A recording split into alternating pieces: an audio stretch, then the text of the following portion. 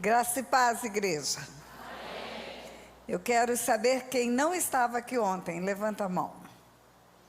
Muita gente. Parece que houve uma alternância de público. Mas, além de que você poderá alcançar a informação da palavra de ontem, examinando lá no YouTube a gravação, eu preciso dizer que ontem nós tivemos só um assunto de quebra de paradigma. Nós construímos na nossa mente conceitos e preconceitos que nos impedem de receber o vinho novo de Deus. Nós entendemos, às vezes pela nossa religiosidade, pelas nossas experiências de andar sempre todo mundo do mesmo jeito, que é assim ou assado, e na verdade Deus tem sempre algo novo para nós. Deus é infinito e Ele tem infinitamente mais do que pedimos ou pensamos. Então eu quero começar hoje com uma oração onde você entrega a sua mente ao Senhor para que Ele possa ministrar o novo dEle para você. Onde você vai renunciar a todo conceito e preconceito que tem em relação aos mistérios do reino de Deus. E os mistérios do reino de Deus não é para todos, é para aqueles que estão com o coração aberto para receber. Você se lembra que Jesus falava em parábolas? Um dia um discípulo falou: por que o senhor fala através de parábolas? Jesus disse: porque não é a todos que é dado a conhecer os mistérios do reino dos céus, mas a vós eu explico. Então as parábolas eram como chaves espirituais. O que é uma chave? É um pequeno objeto que abre uma fechadura, permite a abertura de uma porta, que permite adentrar num grande e amplo lugar. Mas a chave é pequenininha. Ela é tão pequena que talvez quem olhe para a chave não imagine o acesso que ela vai dar quando ela funcionar. E na palavra do Senhor é assim também. Nós temos chaves espirituais, existem mistérios do reino dos céus e Ele quer revelar para o seu povo. Então eu quero apenas trazer à sua memória um versículo bíblico. Aqueles que vieram ontem vão ouvir de novo, e os que chegaram hoje vão ouvir pela primeira vez. Está na carta aos Hebreus, no capítulo 5, e eu falei do que está escrito desde o versículo 7. Mas em especial eu falei que está escrito naquele capítulo seguinte: quem continua comendo leitinho ou bebendo leitinho é como criança, mas o alimento sólido é para os adultos, para aqueles que pela prática, têm as suas faculdades exercitadas, para discernir não somente o bem, mas também o mal. O alimento sólido é para os adultos, para os maduros espiritualmente. Nós tiramos as crianças daqui porque elas não têm condição de receber e entender o que você vai receber. Elas ainda têm que ser alimentadas com leitinho. E quando a Bíblia fala que aquele que se alimenta de leite, está falando nas coisas muito simples.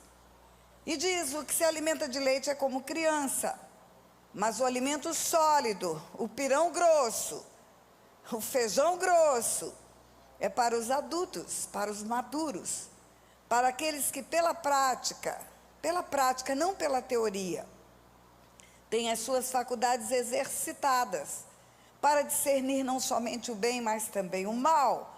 Que faculdades são essas? Faculdades intelectuais? Não. Com faculdades intelectuais eu não posso discernir bem e mal. Faculdades físicas, exercícios, musculatura? Não. Faculdades espirituais. Então o alimento sólido é para os adultos, para os maduros espirituais, que pela prática desenvolve discernimento espiritual, para discernir não somente o bem, mas também o mal. Discernir não somente o bem, mas também o mal. O bem, a luz; o mal, as trevas. Discernir luz e trevas. Discernir o que procede de Deus e o que procede das trevas. E eu preciso dizer que existem dois reinos, há uma ambivalência de reinos. Império das trevas, reino da luz. Império das trevas, reino da luz.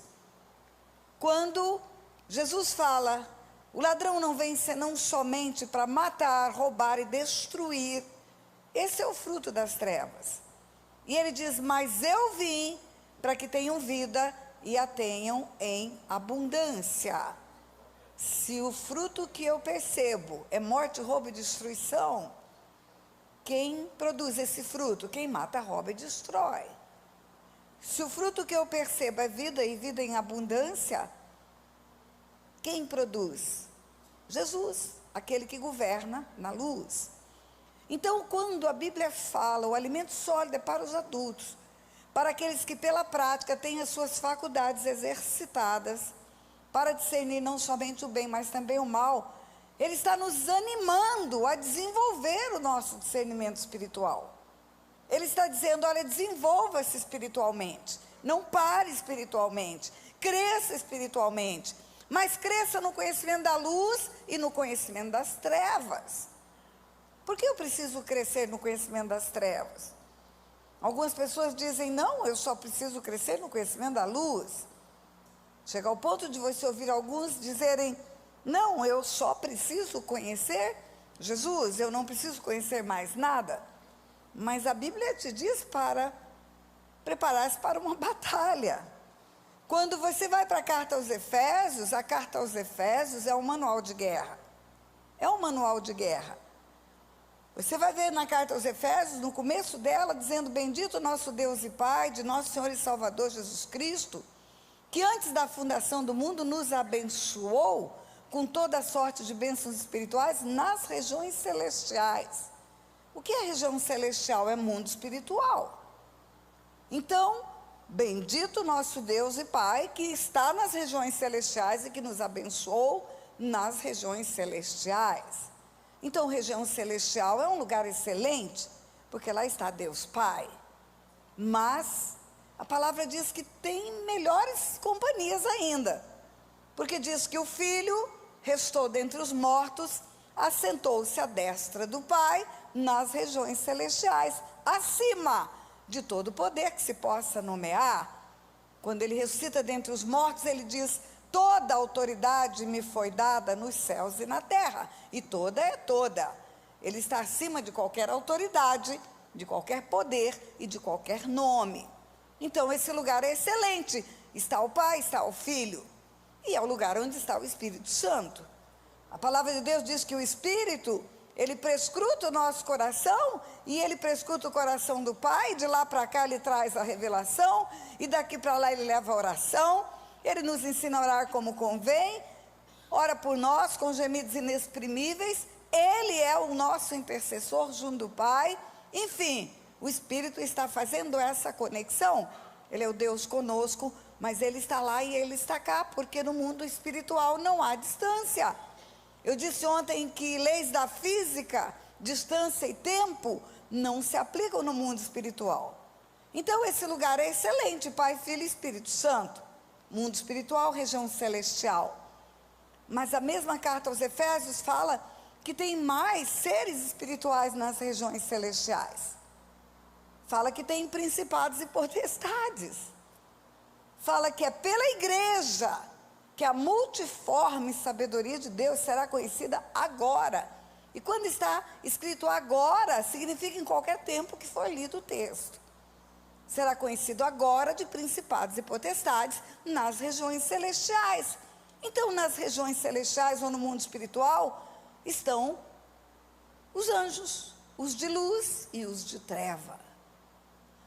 Por isso que a carta aos Efésios conclui, a nossa luta não é contra a carne e o sangue.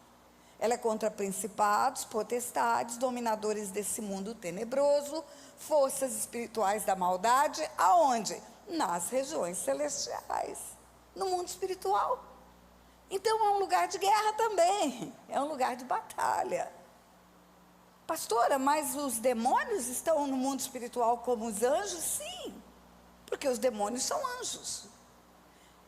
A origem deles, eles são criaturas formadas por Deus para serem da luz.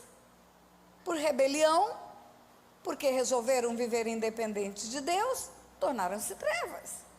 Na verdade, O que conhecemos como Satanás era Lúcifer, era um querubim ungido.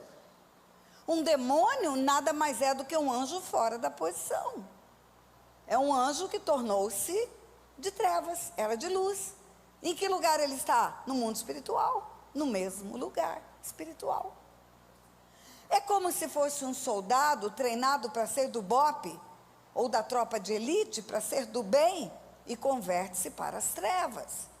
Tem a mesma habilidade. Ele é a mesma pessoa, ele só está fora da posição. Quando a Bíblia fala que o alimento sólido é para os adultos, para aqueles que pela prática têm as suas faculdades espirituais exercitadas para discernir não somente o bem, mas também o mal, a Bíblia está dizendo: não seja bobo, veja o que está acontecendo à sua volta. Abre os teus olhos espirituais, porque o que você não vê existe, o mundo espiritual existe, é real. É tão real quanto eu e você. E é isso que nós precisamos aprender. E precisamos quebrar paradigmas. Nós aprendemos, por exemplo, que nós não precisamos fazer mais nada. Jesus já fez, ele já fez na cruz, ele fez. Sabe o que ele fez? Ele expôs Satanás ao desprezo e triunfou deles na cruz. Está perfeito e acabado o sacrifício. É uma sentença. É uma sentença condenatória. Lá na cruz, Satanás foi condenado. Agora, essa sentença ela é executada pela igreja. A igreja é que vai executar a sentença da cruz. Por quê? Porque esse ser espiritual da maldade, que era anjo de luz e tornou-se demônio, ele não saiu da presença de Deus sem guerra. Ele não saiu, precisou haver uma guerra no céu. Quando você vai para o livro de Apocalipse, capítulo 12, você vai ver, houve peleja no céu. Peleja, guerra, batalha. Miguel e os seus anjos pelejaram e foi expulso esse anjo rebelde de lá. Então, para sair do céu, teve guerra sim. Por que teve guerra? Porque ele não saiu só por um comando de Deus. Agora, foi Deus que guerreou com o diabo, mediu forças com Satanás? Não, anjos expulsaram anjos. Criaturas guerrearam com criaturas. E quando esse anjo foi expulso para a terra, você viu que lá do deserto, depois do batismo, depois que Jesus recebe o Espírito Santo, quando a autoridade volta do céu para a terra, volta por quê? Porque essa autoridade existia no Éden. O homem no Éden tinha autoridade para ordenar a saída de Satanás. Ele tinha, quando Deus falou para ele, guarda o jardim. Por que você guarda o seu carro? Por que você guarda seu dinheiro? Por que você guarda suas joias? Porque tem ladrão. Quando o homem recebeu o comando de Deus, guarda o jardim, é porque esse ser espiritual da maldade já tinha sido expulso do céu e já estava rodeando ao derredor, rugindo como leão, buscando a quem possa tragar. E o homem recebeu autoridade para ordenar Satanás para correr. E aí, o que aconteceu? Você conhece a história da criação? Você sabe que a mulher, ela é muito acusada, porque ela induziu o homem a pecar, ela levou o homem a pecar. É verdade, isso é uma realidade. Eu falo que tinha duas vozes no Éden, só duas. A voz de Deus e a voz da mulher. No ouvido de Adão só tinha duas vozes. E ela induziu Adão a desobedecer a Deus. Ela influenciou para o mal. Mas eu sempre faço uma perguntinha básica. Aonde estava Adão fazendo o quê? Quando o diabo entrou no jardim que ele tinha que guardar. Tem alguém aí? Aonde estava Adão fazendo o quê? Quando a mulher dele conversava com o diabo no jardim que ele tinha que guardar. Aonde estava Adão fazendo o quê? Quando a mulher chega e fala, eu comi do fruto que Deus falou para não comer, ou seja, eu desobedeci. E desobedeça você também. Onde ele estava? Que ele não disse, arrependa-te agora, ajoelha-te, vamos pedir perdão, vamos voltar para o lugar certo. Ele falou, não, me dá também. Negligenciou a autoridade espiritual, nessa hora Deus tirou da terra. Deus tirou da terra. Por isso que você não vê no Velho Testamento inteirinho nenhuma situação do homem tendo autoridade contra o reino das trevas. Você vai ver versículos aonde Deus diz: eu repreenderei o devorador. Vai ver textos aonde está escrito, o profeta diz: o Senhor que escolheu a Jerusalém te repreenda. Ou quando Saul está possesso, vem um jovem chamado Davi, um adorador. O adorador atrai o Espírito de Deus. Deus procura adoradores. Não é o instrumento, não é a caixa de som, não é a potência dos equipamentos, mas é o coração do adorador que atrai o Espírito Santo de Deus. Deixa eu fazer um parênteses. Sabe por que o coração do adorador atrai o Espírito Santo de Deus? Porque a única e genuína oferta que nós damos para Deus é a nossa adoração. As outras coisas todas, Ele nos deu primeiro. Você vem e entrega a sua vida para Jesus. Quem te deu vida? Você sabe dar vida para você mesmo? Foi tua mãe que te formou? Foi um ato sexual de um homem e de uma mulher? Não! Foi um espírito que veio de Deus para o ventre de uma mulher, enviado por Deus. Deus escolheu o dia, a hora do seu nascimento. Às vezes entregamos os filhos. Senhor, eis aqui meu filho, vou te apresentar o meu bebê, a minha criança, apresentar para o Senhor. Ele te deu, você não faz filhos, você recebe filhos da parte de Deus. Não tem uma pessoa aqui que saiba fazer alma, e nem uma pessoa que saiba fazer espírito, e nem uma pessoa que saiba fazer orelha, nariz, unha do pé. Você não sabe fazer essas coisas. Deus é que faz. Lembra de Davi, no Salmo 139, dizendo: Senhor, eu só estava tecendo os meus ossos no ventre da minha mãe, já sabia todos os meus dias. Então, quando trazemos os filhos, estamos devolvendo os filhos, igual Ana fez. Ela pediu, Deus deu, ela devolveu.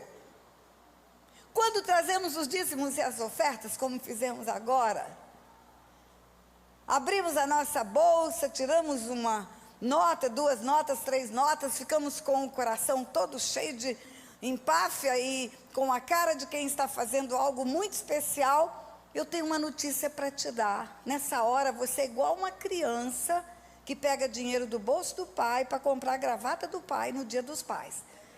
Foi o pai que te deu. Foi o pai que te deu.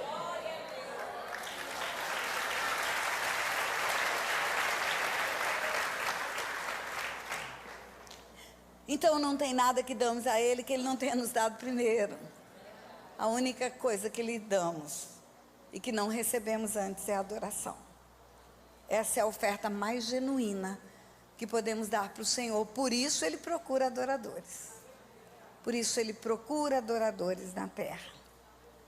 E você vai ver voltando ao Velho Testamento, no episódio de Saul possesso, Davi é chamado, dedilha o instrumento, o espírito vem, o demônio afasta de Saul, mas não tem autoridade para ordenar sair. A autoridade foi retirada da terra, ela voltou lá no Jordão. Quando o filho estava encarnado, quando o espírito manifesta de uma forma visível, e a voz do pai é ouvida dizendo: esse é o meu filho amado em quem me comprazo. Nessa hora a trindade se une e vem para a terra. E quando a trindade se une e vem para a terra, algo sobrenatural acontece na terra. E a autoridade voltou. Por isso que só depois daquele momento em que a trindade se reúne no Jordão, Jesus foi levado ao deserto para ser tentado. Olha bem, a autoridade foi tirada porque um homem foi tentado e sucumbiu à tentação. E a autoridade voltou porque um homem foi tentado e não sucumbiu à tentação. E a autoridade volta para a terra. E essa autoridade, ela veio para ser usada. Ela veio para ser delegada. Jesus diz: toda a autoridade me foi dada no céu e na terra. Quando ele ressuscita dentre os mortos, e ele delega essa autoridade, delega para os 12, delega para os 70, delega para todo aquele que crê. Você vai ver os 70 voltando possuídos de alegria, depois de ir de aldeia em aldeia, de cidade em cidade. E eles dizem: Senhor, em teu nome os demônios se nos submetem. Jesus fala: eu vi Satanás caindo do céu como um relâmpago. Ele está falando da expulsão de Satanás do céu. E depois ele diz: eis aí vos dei autoridade, vos dei, vos dei, vos dei, vos dei, tempo pretérito, tempo passado, para pisar de serpentes, escorpiões e sobre todo o poder do inimigo. Todo o poder do inimigo. Jesus fala o quê? Eis aí vos dei autoridade sobre todo o poder do inimigo. Quem está falando que o inimigo tem poder? Quem está falando? Jesus. Então, se você ouviu alguma pregação que Satanás não tem poder, ela está errada. Se você ouviu alguma pregação que diz que ele não tem poder, está errada, porque ele é um anjo. E os anjos são valorosos em poder. Agora, é um poder convertido para as trevas. E Jesus confere à igreja todo o poder. Ele tem um pouco e a igreja tem todo. Por isso Jesus diz: as portas do inferno não prevalecerão contra a igreja. Eu nunca vi Jesus perder uma batalha. E olha que eu estou nesse negócio há muitos anos. Mais do que eu imagino. Outro dia eu vivia falando, tem 30 anos que eu falo de libertação, tem 30 anos. Outro dia encontrei com uma mulher que já é pastora há 27 anos e disse que fui eu que fiz a libertação dela. Então eu já perdi a conta. Não é porque eu não quero ficar velha, não. Eu já falei ontem. Se a vida fosse um jogo, eu estaria na metade do segundo tempo. Mas vai ter prorrogação e pênalti. Vai ter, eu creio nisso. Eu creio que tem muito que fazer ainda e muito que ensinar nessa terra. Mas por que eu fiz esse preâmbulo para você? Por quê? Porque a autoridade para guerrear contra as trevas foi delegada por Deus para a igreja. Eu acho que Deus pensou da seguinte maneira: foi um anjo expulso do céu, porque desobedeceu. Esse anjo chega na terra e faz o homem ser expulso da presença de Deus.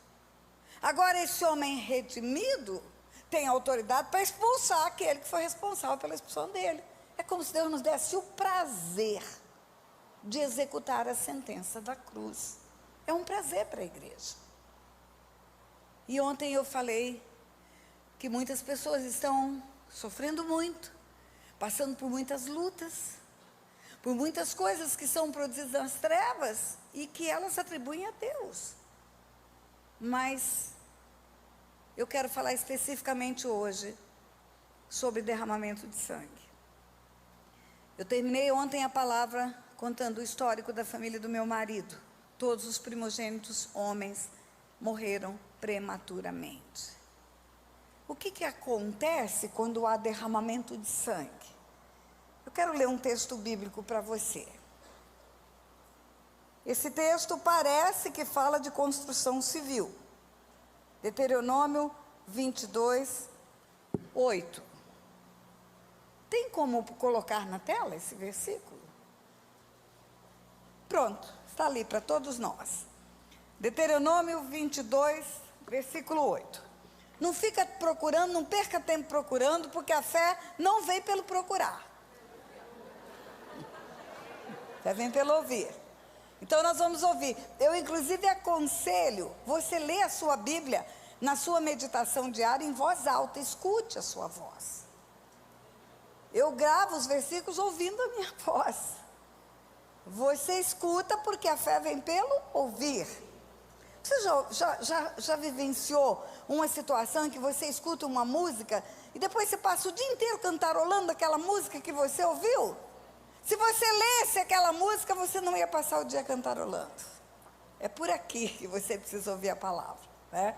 Então está escrito assim: quando edificares uma casa nova, farás no terraço um parapeito, para que não tragas culpa de sangue sobre a tua casa, se alguém dali cair.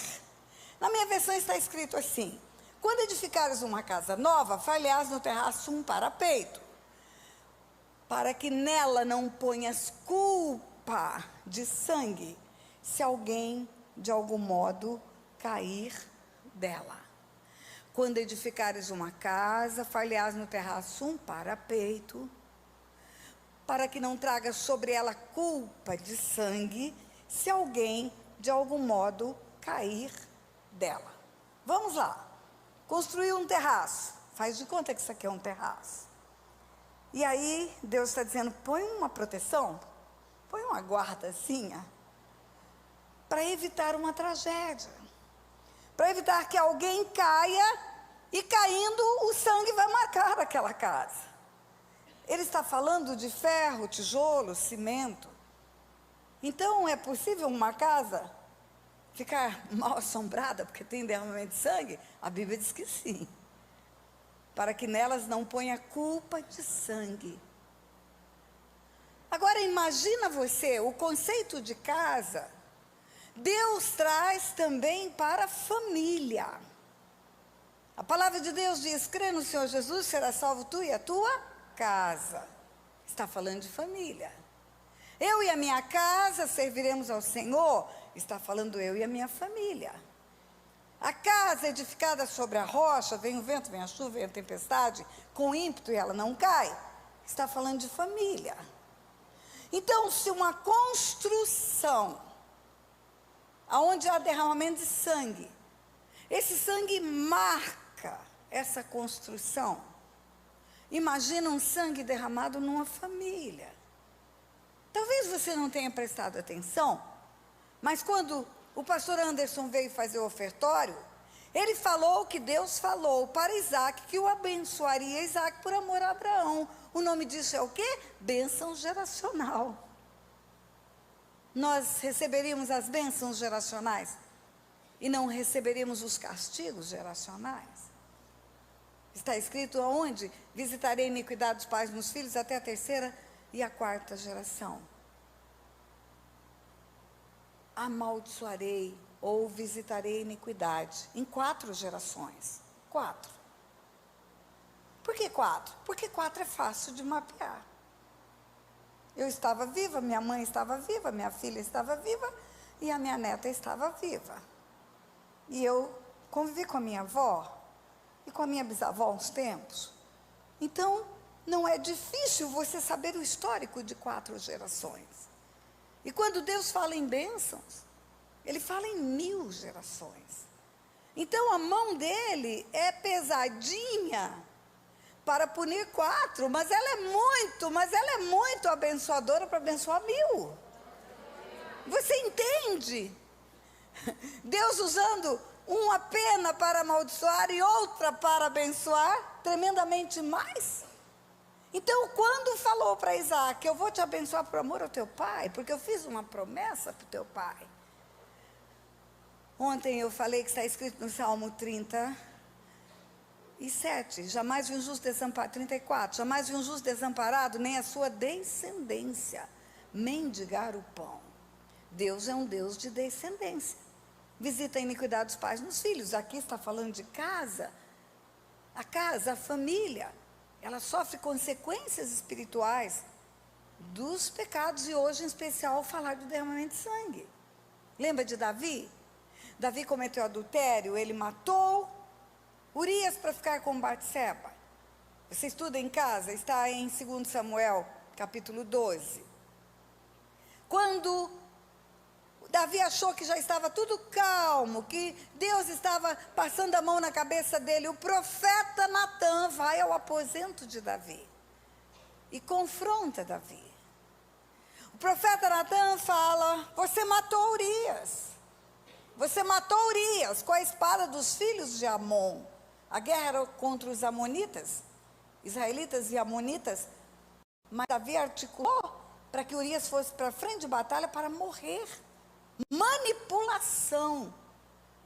Articula para obter resultados que lhe sejam favoráveis. Manipulação foi um dos pecados de Davi. Davi adulterou, Davi mentiu, Davi derramou sangue, Davi desonrou os seus líderes, porque um dos conselheiros dele era o pai de Batseba. Davi desonrou os seus súditos, mas os pecados de Davi que Deus mostra adultério e homicídio. Você vai ver as gerações que vieram de Davi, e Davi era um homem segundo o coração de Deus. Você vai ver as gerações que vieram de Davi pagarem um preço de colher o fruto que o pai plantou. Os patriarcas no Velho Testamento, assim como Jacó fez com os seus 12 filhos, na hora da morte, chamava os filhos para abençoar, para proferir uma bênção. E os filhos vinham se enrolar com o pai para aquecer o corpo do pai na hora da morte. Davi não tinha um filho para sentar com ele, Davi não tinha um filho ao redor dele. A família de Davi foi destruída. Tiveram que chamar uma virgem de Israel para deitar-se com ele. Por quê? Porque Davi não resistiu ao sexo promíscuo. Você vai ver, Salomão começa maravilhosamente bem. Começa construindo um templo ao Senhor. À medida que ele vai avançando em idade, ele vai avançando em promiscuidade, ele repete o pecado do pai. E o templo que foi construído para Deus, termina sendo o templo de demônios. Baal, Astarote, Moloque, os deuses pagãos das mulheres com quem ele se envolveu. Amanhã nós vamos ver um pouquinho sobre idolatria. A promiscuidade sexual é um dos frutos da idolatria. Enfim, casa é família. Derramou sangue na casa, esse sangue vai marcar essa família. Foi o que aconteceu com a família do meu marido. Eu vou te contar algumas histórias. Há muitos anos atrás, eu fui ministrar na cidade de Vilhena, Rondônia. E o culto ia começar, estava ainda naquele movimento do povo chegando, e eu cheguei nessa hora, e uma mulher me aborda com muita aflição na entrada da igreja. Eu preciso falar com a senhora, eu preciso falar com a senhora, e não tem condição de atender ninguém em horários de culto. Atender as pessoas tem que ser com qualidade. 1 hora, pelo menos. Às vezes 2 horas. Hoje eu tive um atendimento que durou 2 horas, mais de 2 horas. É a mesma coisa que você chegar no corredor de um hospital, abrir a camisa e falar, opera meu coração em 1 minuto. Isso não se faz. Mesmo que a pessoa tenha um poder de síntese muito grande, de resumir a história dela em 1 minuto, ela precisa de um atendimento de pelo menos 1 hora. E aquela mulher me abordou e queria um atendimento na porta da igreja. E eu falei, querida, não posso fazer isso. E ela insistiu, e eu vi que ela estava muito aflita, e eu falei para o pastor, estica um pouquinho o louvor, eu vou conversar com essa mulher para acalmá-la pelo menos. Mas a minha intenção era fazê-la ficar no culto. E aí ela chega para mim, ela fala, sabe o que eu quero falar com a senhora? Eu quero saber que Deus é esse que está fazendo com o meu filho o que ele está fazendo. E aí ela contou a história, um filho de 21 anos com câncer nos testículos. Um rapaz criado na igreja, nasceu no evangelho, desde os primeiros momentos está assim, indo para a salinha de crianças, escola bíblica, fazendo todo o figurino direitinho, e agora com 21 anos, em vésperas de casar, está com câncer nos testículos. Vai perder a capacidade de procriar, é filho único, então vai acabar nele as gerações. Se ele é filho único e se ele não tem filhos, acabou essa família. E provavelmente vai ficar impotente. Não vai ter capacidade nem de ser marido dessa moça com quem ele vai se casar. E essa mãe veio me confrontar, acusando Deus. Que Deus é esse, que Deus é esse, que Deus é esse. E aí, à medida que ela falava, na minha mente vinha uma palavra, aborto. Aborto. Aborto. É o Espírito Santo que faz isso. É o Espírito que te mostra o que está acontecendo. Mas quando você atende uma pessoa, não adianta você confrontá-la, ela precisa confessar. Eu falei ontem de confissão de pecados, o que encobre as transgressões jamais prospera, o que confessa e deixa, alcança misericórdia. Não adianta eu falar, eu sei que você fez abortos. ela precisa dizer, eu fiz aborto. Eu pequei, ela precisa reconhecer isso. E aí vinha na minha mente a palavra aborto, e o tempo está correndo, e o primeiro louvor já está acabando. E eu fiz uma pergunta, eu não disse você fez aborto. Eu perguntei, você fez aborto antes de gerar esse filho? A mulher ficou uma fera. Ela deu um passo para trás e ela reagiu asperamente. Ela disse para mim, doutora, eu não estou falando de mim, eu estou falando do meu filho. Meu filho nasceu no Evangelho, eu já falei para a senhora. E tem um detalhe, meu filho nunca teve experiência sexual, ele fez um voto de santificação, vai para o casamento sem ter experiência sexual. E agora eu não estou falando de mim, eu estou falando dele. E eu voltei a perguntar, não tinha como explicar tudo que eu expliquei ontem aqui. Eu sei que na terceira tentativa de tocar no assunto do aborto, ela negando ainda, eu falei, minha irmã, vamos fazer o seguinte, vai com teu filho para Porto Velho. Porque ela chegou dizendo, eu estou indo para Porto Velho, por isso que eu não vou ficar para o culto. Eu estou indo para Porto Velho porque meu filho precisa amanhecer o dia lá. Ele vai fazer isso, já era domingo, e vai fazer uma cirurgia, e ele precisa estar lá para fazer exames, e eu tenho que estar lá. E eu falei, minha irmã, vá para Porto Velho, vá com teu filho. Não tem o que eu possa fazer para te ajudar. Quando ela entendeu que eu tinha desistido do assunto, ela caiu em si e ela disse, pastora, eu fiz 5 abortos antes de gerar esse filho. Mas, pastora, eu me converti na minha juventude. Eu era louca, pastora. Eu não usava pílula porque eu tinha medo de engordar. Então, eu preferia engravidar e tomar uns remédios para fazer aborto.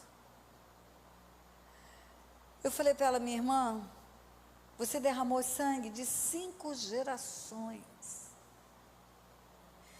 Deixa eu fazer um parênteses na história para te falar sobre isso. Rebeca estava grávida de gêmeos, Esaú e Jacó. Gravidez de gêmeos é enjoada, a barriga cresce demais, aperta o estômago, aperta o baço, a sensação é de doença. E Rebeca reclama para Deus, eu estou morrendo. Deus fala para Rebeca, tem 2 nações no seu ventre. Ele não fala tem 2 meninos. Ele não fala tem 2 garotos. Ele não fala tem Esaú e Jacó. Ele fala tem 2 nações no seu ventre. E se Rebeca tivesse abortado Jacó, teria abortado toda a nação de Israel. Toda. Todos os cientistas que existem naquela nação, todos os médicos, todas as mães, todos os políticos, todos teriam morrido. Por quê? Porque você não derrama sangue só de um bebê. Você derrama o sangue do filho, do neto, do bisneto, do tataraneto, do tataraneto, do tataraneto e do tatataraneto, do tatataraneto. Se a minha avó tivesse sido abortada, minha mãe não teria nascido, nem as 5 irmãs dela. Eu não teria nascido, nem o meu irmão, meus 2 filhos, nem minhas sobrinhas, nem os meus 6 netos teriam nascido. A minha neta acaba de se casar. E eu vou ser bisavó, eu tenho certeza disso. Não sei se você está escutando, Gabriela, eu quero bisnetos. Mas a mulher pensa que está abortando uma bola de sangue. Ela pensa que ela está derramando sangue de uma bola de sangue. Não é uma bola de sangue. É um ser formado por Deus. Você se lembra de que falei ontem que Deus fala para Jeremias, antes que eu te formasse, eu te conheci? E antes que saísse do ventre da tua mãe, eu te constituí profeta às nações? Antes de mandar para a barriga dela, eu já te dei um destino. E antes de você sair, o ministério profético já estava lá. Você conhece a história de Sansão? Isso está em Juízes capítulo 13. Sansão nasceu para ser um libertador. A mãe era estéril, aparece um anjo e fala, você é estéril, vai conceber. Deus vai mandar um filho para sua barriga, ele vai livrar Israel do poder dos filisteus. É para isso que ele vai nascer. Você não é obra do acaso, você não é obra de uma relação sexual, você não é obra de um homem e de uma mulher. Você vem do céu. Lá é sua origem e lá é o seu destino. A Bíblia fala que quando o homem morre, o corpo volta para o pó e o espírito volta para Deus que o deu. Nós estamos aqui de passagem. Eu falei que tem 68 anos, esse corpo aqui já está mais de meio século andando na face da terra. Vai chegar uma hora, vai descascar, vai voltar para o pó. E não me olha com essa cara de comiseração, não. Você também vai descascar. Olha para quem está do lado e fala, você também vai descascar. Vai.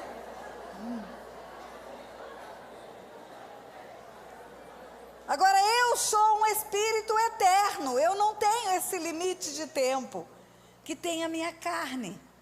A eternidade mora em mim. A eternidade mora no coração do homem.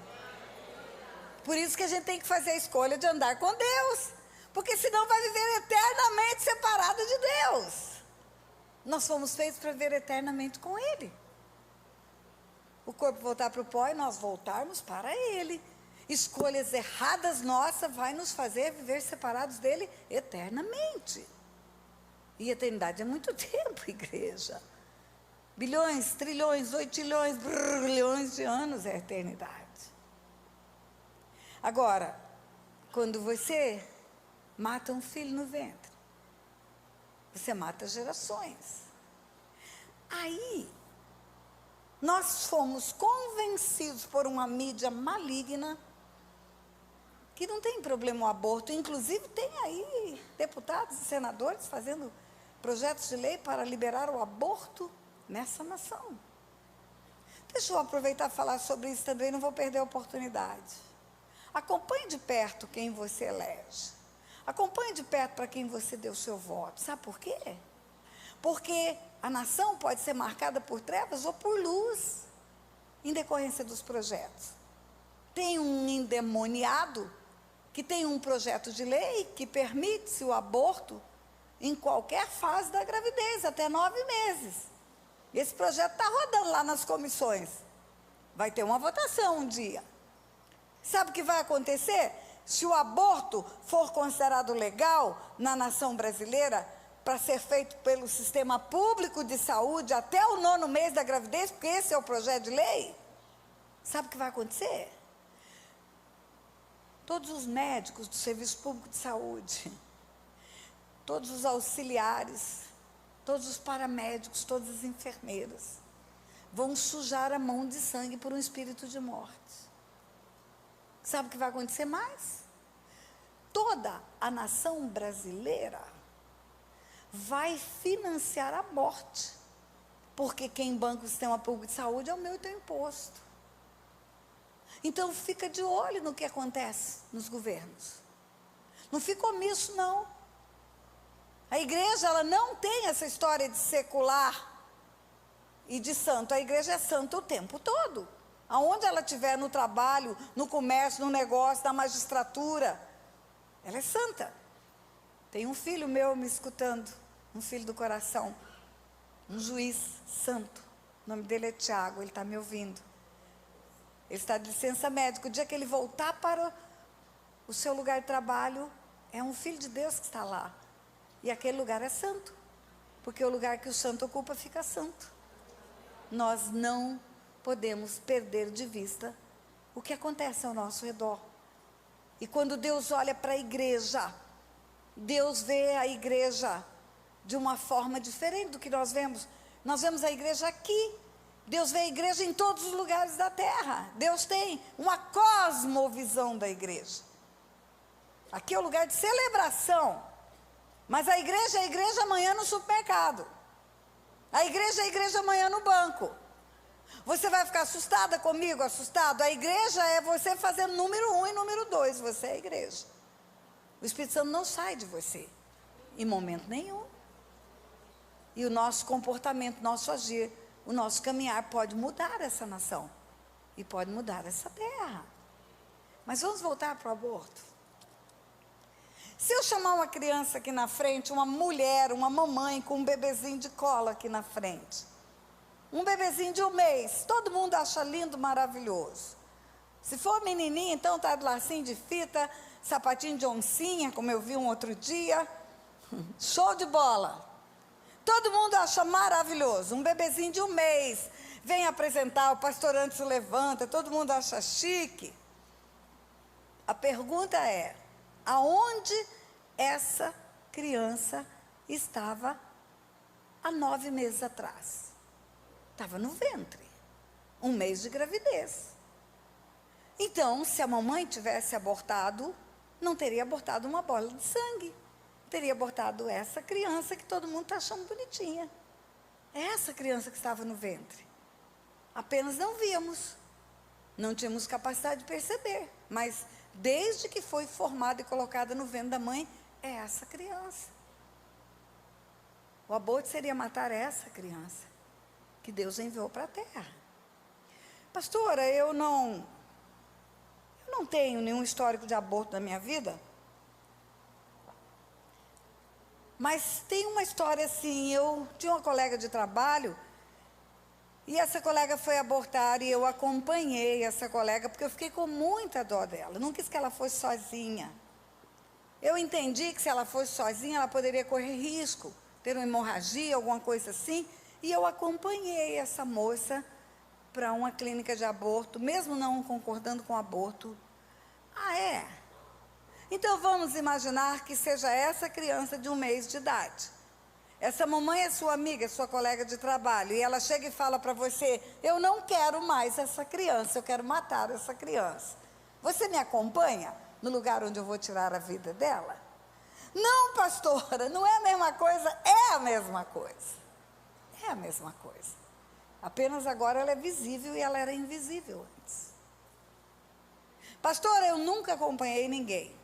Mas teve uma situação que eu emprestei dinheiro, porque era uma irmã minha, pastora. E se ela não tivesse dinheiro para pagar uma boa clínica de aborto, ela ia para um lugar clandestino, podia morrer. E eu fiquei com muita misericórdia dela e eu emprestei dinheiro para ela. Vamos imaginar que essa mulher quer matar essa criança de 1 mês de idade. E ela chega para você e fala, olha, eu quero matar essa criança. E eu arrumei um pistoleiro de aluguel. E ele cobra tanto. Se você me der o dinheiro para pagar o pistoleiro de aluguel, vai ser um tiro só na cabeça. Agora, se você não me der, eu vou matar de qualquer jeito com uma martelada. Aí você pensa, não, eu vou dar o dinheiro para ela pagar o pistoleiro, para a morte ser mais tranquila. Pastora, não é a mesma coisa? É a mesma coisa. É a mesma coisa. Pastora, eu não ajudei, eu não dei o dinheiro, eu não acompanhei. Eu escutei essa conversa na minha casa, era minha irmã com a minha mãe, e eu ainda não queria me meter, porque eu não queria que eles vissem que eu sabia, a história era muito desagradável. E aí eu escutei a conversa e eu me calei só. Tem alguma responsabilidade? Tem. Porque se você escutar essa mulher falar que vai matar essa criança, e você está por perto, e você não fizer absolutamente nada para convencê-la do contrário, o seu silêncio é omissivo. Espiritualmente, se você não está contra, você está a favor. E o homem? Tem alguma consequência espiritual para o homem? Igual. Se deu dinheiro, se não disse não faça, se não se opôs, se não insistiu para a criança sobreviver. E para o homem tem uma consequência adicional. O Salmo 78, que conta da saída do povo do Egito. O Salmo 78 fala que a morte dos primogênitos no Egito significou que Deus feriu as primícias da virilidade daquele povo. Então, primogênito é chamado de primícia da virilidade. Primícia da virilidade, o que é, pastora? É o primeiro fruto da virilidade de um homem. É o primeiro fruto. Também quando Jacó chamou seus 12 filhos para abençoar, ele chama Rúben de primícia da virilidade. Feriu as primícias da virilidade das tendas de Cã. E quando Rúben é chamado, ele Versículo 51 do Salmo 78. Por favor, projeta lá. E feriu todo o primogênito no Egito, primícias da virilidade das tendas de Cã. Deixa eu ver como está essa versão. Primícia da força, aqui está. Primícia da virilidade de um homem é o filho primogênito, é o primeiro fruto. Quando Jacó chama os seus 12 filhos, ele fala: Rúben, tu és a primícia da minha virilidade. Os abortos são geralmente os primeiros filhos. Um namoro impuro, jovem demais para assumir compromisso de casamento, uma gravidez indesejada. Vamos dar um jeitinho e providenciar um aborto, que aí ninguém vai ficar sabendo, não vai atrapalhar a nossa vida, nós vamos tocar a nossa vida. Entrega as primícias da virilidade para a morte. Concorda que a primícia da virilidade seja entregue para a morte. Qual é a consequência espiritual de abortos? Bom, aborto é derramamento de sangue, sangue inocente. Derramamento de sangue aonde? Dentro do corpo de uma mulher. Consequências espirituais? Enfermidades. Enfermidades graves, como câncer de útero, câncer de ovário. Enfermidades na vida dela. E também impossibilidades de avançar em áreas da vida dela. Tudo aborta. Tudo aborta. O namoro não termina em casamento. O negócio não termina em sucesso. Não consegue passar nos vestibulares. Não consegue realizar nada. Travou tudo. Tudo aborta, tudo aborta. Para o homem, pastora, mesma coisa. E ainda tem uma implicação adicional se foi o primogênito. Se ele concorda em entregar o primogênito para a morte, ele tem uma consequência de haver entregue a primícia da virilidade dele para a morte. Isso significa o quê? A virilidade dele vai morrer. E aí ele vai precisar muito cedo de uma pílulazinha azul, porque ele vai ficar impotente, porque ele entregou a sua virilidade para as trevas. Agora, as consequências são geracionais também. Eu posso não ter a enfermidade no meu corpo, mas pode ter enfermidade no corpo do meu filho. Pode ter enfermidade no corpo do meu neto. Aquela mulher volta para ela. Falou: pastor, eu fiz 5 abortos. Ela derramou sangue de 5 filhos no ventre, ou melhor, de 5 gerações. Depois de derramar sangue de 5 gerações, ela gerou aquele moço. O único que ela quis criar, porque agora já estava mais madura e era convertida, era uma nova criatura. Agora o pecado estava encoberto, estava em oculto, não foi confessado. Ela relutou em abrir a boca. Eu disse para ela: sabe aonde você gerou esse filho, querida? Você gerou no túmulo de 5 irmãos. No lugar onde você derramou sangue de 5 irmãos dele. Na verdade, 5 gerações. Você gerou esse menino. Tem um espírito de morte rodeando esse menino. Contei a minha história, a história que eu contei ontem. Eu falei para ela: Deus não é injusto não, querida. Deus é justo até com o diabo. E há uma legalidade no mundo espiritual para vir a enfermidade sobre esse rapaz. Foi aberta uma janela pelo derramamento de sangue. Pastora, mas eu me arrependi disso. Eu creio. Eu creio, se você se converteu mesmo, não é possível que não tenha se arrependido de fazer 5 abortos. Eu falei: mas o seu arrependimento definiu a sua eternidade. A alma que pecar, essa morrerá. A alma que se arrepender do pecado não morrerá mais, vai viver eternamente. Agora, você estava escondendo isso, você nunca tinha aberto a boca. Nós vamos orar agora. A igreja tem autoridade para ligar e desligar. E a igreja pode concordar em oração com você. E havendo concordância na terra, concordância no céu. E nós vamos orar agora, vamos pedir a misericórdia de Deus sobre a vida desse seu filho. Você acabou de tirar da mão do diabo o que estava lá. Igreja, Deus não brinca de ser Deus. E o diabo também não brinca de ser diabo. qualquer coisa que ele tiver nas mãos da nossa vida, ele vai usar contra nós. Ou na nossa geração, ou nas outras gerações. E aí, nós oramos. Quando você vai para o YouTube, nos vídeos antigos que estão no YouTube, você vai ver que eu digo, eu não sei como essa história terminou, porque ela foi embora para Vilhena. Mas ontem eu falei, eu vou repetir, assine o meu canal, Pastora Tânia Tereza, canal oficial. Lá estão os vídeos novos, e no vídeo novo, eu conto o fim da história. No vídeo novo, eu conto o fim da história.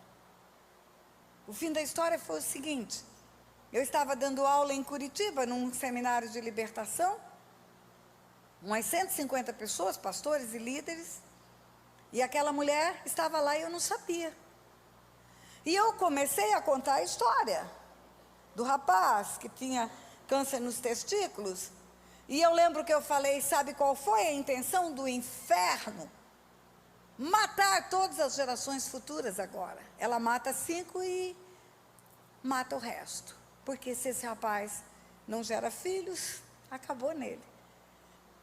E quando eu estava no meio da história, a mulher se levanta e vem ficar do meu lado.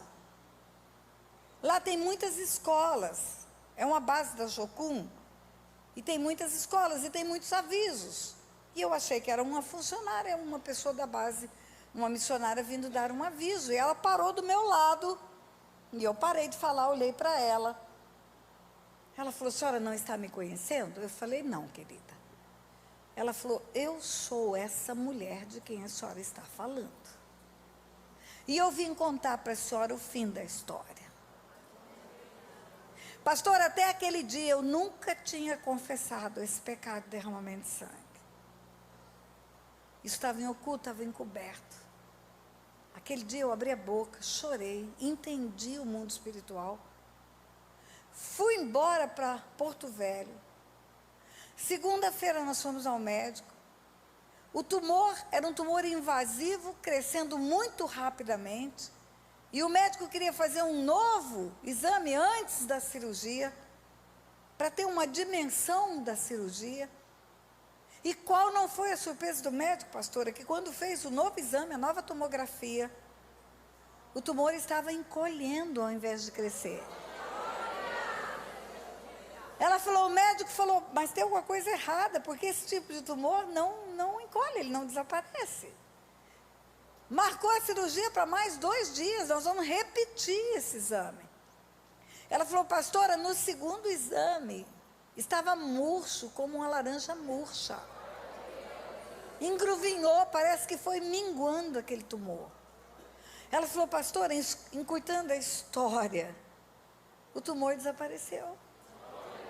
O meu filho está casado, a esposa dele está grávida, vai ter o primeiro filho. E a reação do povo foi essa sua, glória a Deus. Aí ela virou para aqueles pastores, eram pastores e líderes no curso. Virou para os pastores e falou, e vocês? Tratem de confessar os seus pecados. Porque o que está encoberto está destruindo as gerações futuras. Diga ai, ai, ai. E eu quero terminar essa noite, porque eu sou fiel ao horário que me foi dado. Desafio você voltar amanhã. Amanhã nós vamos orar. Eu quero terminar essa noite dizendo para você o seguinte. Quando falamos em heranças espirituais, nós olhamos para trás. Nós olhamos os pecados dos nossos pais, dos nossos avós, dos nossos bisavós e dos nossos tataravós. Tudo bem. O que acontece na nossa vida de ação maligna, 30% aproximadamente, não é um número exato, 30% aproximadamente vem por causa das heranças. 70% é por causa dos nossos pecados. Pecados não confessados. Não arrependidos, não confessados. Agora, os nossos pecados não confessados não afligem só a nossa vida em 70% do mal que nos acontece. Ele deixa um legado espiritual para as próximas gerações. tudo que eu mantenho encoberto, tudo que está na jurisdição das trevas, é uma procuração para Satanás agir em 4 gerações. E ontem ficou muito claro, pela palavra de Deus, isso não tem a ver com salvação. Perder um filho com câncer nos testículos não tira a salvação dele. Não. Mas enterrar um filho com câncer nos testículos tira a vida abundante de qualquer pessoa. Não tem nada a ver com salvação que eu estou falando. As consequências geracionais dos pecados praticados pelos pais, avós, bisavós, tataravós, elas podem tirar a vida abundante de 4 gerações. Então, nada nosso tem que ficar na mão do inferno. Nada. Quando Moisés chegou para Faraó e falou, deixa o meu povo ir, era recado de Deus, deixa meu povo ir para celebrar ao Senhor no deserto. Faraó perguntou, quem vai? Moisés falou, vai todo mundo. Vai jovem, vai velho, vai criança. Faraó quis negociar, deixa os animais. Sabe qual foi a resposta de Moisés? Nenhuma unha vai ficar nas mãos do diabo. A tua reputação, que pode ser preservada se esconder o pecado, não vale mais do que a sua libertação. E a libertação de filhos, netos, bisnetos e tataranetos. Curva a tua cabeça. Pai, em nome de Jesus, no poderoso nome do teu Filho Jesus, aí está, Senhor, mais uma porção daquilo que o Senhor tem me ensinado e que eu tenho passado para o teu povo. Aí está, Pai, mais um ensino que vem do alto para nos limpar. A tua palavra diz que o teu filho diz, eu sou a videira verdadeira, meu pai é o agricultor. Todo ramo que está em mim, o meu pai limpa. Nós estamos em Cristo, por isso podemos ser limpos.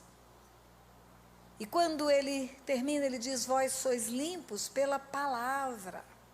Pela palavra. Também a tua palavra, Pai, fala e nos ensina em Apocalipse 19, no encontro da noiva com o noivo.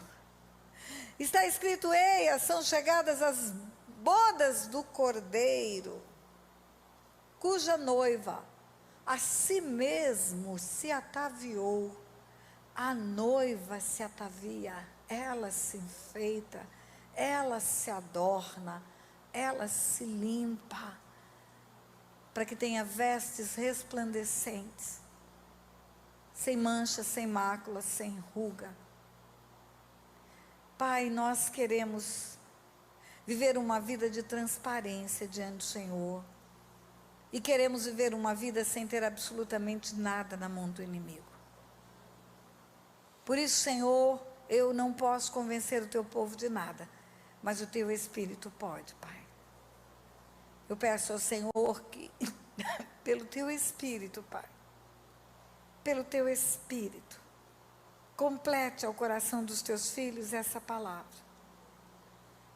Acrescente, Pai, aquilo que pela minha incapacidade ou pela minha limitação humana eu não fui capaz de ensinar. Que eles possam, Senhor, ser instruídos pelo teu Espírito, para poderem, Senhor, abrir as suas vidas, abrir as suas histórias e confessar os seus pecados. Nós te pedimos isso em nome de Jesus. Pastor Anderson, eu posso ter mais 5 minutos? Pode? Também eu não vou deixar o senhor de calça curta, porque o senhor não ia poder dizer não, né? Mas o Espírito está me dizendo para te contar uma história. Uma mulher, uma senhora com recursos financeiros, com uma incapacidade renal grave, os rins não funcionavam, fazia 14 anos. E eu conheci essa mulher, e essa mulher é uma mulher de Deus. A vida no altar, a história arrumadinha. Você olha para essa mulher, não tem resposta na vida dela para o que está acontecendo. E havia um ingrediente espiritual muito sério, porque essa mulher entrava em fila de transplante. Toda vez que ia fazer um transplante dava errado. Ou adoecia ela ou adoecia a doadora. Ou adoecia ela ou adoecia a doadora. E 14 anos em hemodiálise é destrutivo para uma pessoa. E eu cheguei na vida dessa mulher nessa hora, já com 14 anos de hemodiálise. Já com 3 tentativas de transplante frustradas. E conversamos e eu falei de heranças para ela. E ela entendeu. Ela reuniu a família dela, São Paulo, reuniu a família dela toda, em volta de uma mesa. Eu fui a São Paulo. Resende fica 3h30 de São Paulo.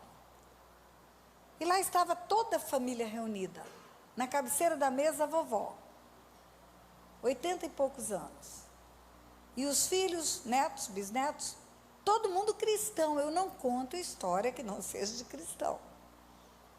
Tem pastores na família. Os filhos da vovó são pastores. E todos eles ouviram o material de heranças espirituais. Tem aí, eu estou com material na livraria, sobretudo de libertação. E aí, quando eu cheguei, eu não precisei explicar nada. Eu fui para orar com eles. Eu falei, vocês ouviram o material de heranças espirituais? Ouvimos. Pois é, Deus falou comigo quando eu vi a doutora nesse estado que ela está. Deus falou comigo que a vovó tem a chave espiritual da enfermidade dela. A vovó tem a chave espiritual. E quando eu falei isso, porque Deus me falou, quando eu estava orando, que a vovó tinha a chave espiritual, eu entendi que a vovó sabia do segredo, porque as pessoas mais velhas da família que sabem dos segredos. Se você for conversar com a tia velha, com o tio, com a vovó, você vai ver que eles sabem o que você não sabe. E quando eu falei a vovó tem a chave espiritual da enfermidade, a vovó levantou a mão na cabeceira da mesa, uma mesa enorme, e falou, e eu tenho mesmo. E começou a contar a história dela. Ela não contou a história de outra pessoa. E a história era mais ou menos assim, muito jovem, casou, foi morar na roça, perdeu a cabeça, envolveu-se com uma outra pessoa. Naquele tempo, 70 anos atrás, tinha uma tal história de lavar a honra, matava. E o marido matou o namorado. Enterrou no fundo do quintal. Chamou ela, falou, você está vendo essa terra aqui? Isso aqui é o seu namorado que está morto. Agora você tem 2 atitudes a tomar. Você tem escolha. Você fica quieta, ninguém vai saber que eu matei, e ninguém vai saber que você não foi séria. E nós vamos viver bem o resto da vida. A outra opção, você abre a boca, vão me prender. Um dia eu saio. Não tem prisão perpétua? Um dia eu saio, o dia que eu sair, eu te mato e te enterro nesse mesmo lugar. E ela ficou quieta. O tempo passou, conheceram Jesus, se converteram, tiveram filhos, crentes, o velho morreu antes, o marido morreu antes. Agora essa vovó contou isso em prantos. Pense no constrangimento dela falar diante dos filhos, dos netos, dos bisnetos, o seu passado.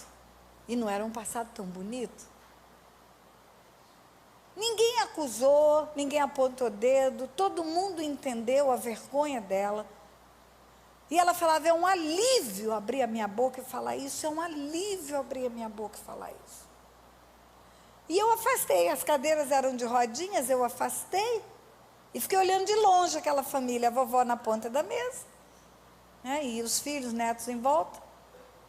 E olhando aquela família, sabe o que veio na minha cabeça? Quando a gente vê na nossa família uma santa vovozinha, nós não imaginamos a sirigaita que ela foi. Mas ela foi. Ela foi. Ela não nasceu com aquele cabecinha branca. Não nasceu com aquela carinha pura. Se ela não nasceu no Evangelho, pode ter história para contar. Sabe qual foi o resultado disso? 3 meses depois, aquela mulher estava com os rins funcionando. tirou das trevas uma história.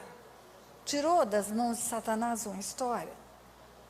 Por que eu preciso falar? Porque só se me falar, eu vou poder concordar em oração. E só se falar, nós vamos poder desligar no mundo espiritual. Por isso Jesus diz, na palavra dele, sobre confissão. Por isso foi nos ensinado por Tiago, confessai os vossos pecados uns aos outros, para serem sarados. Não é para ter salvação, não. É para ter vida abundante. Amém, igreja?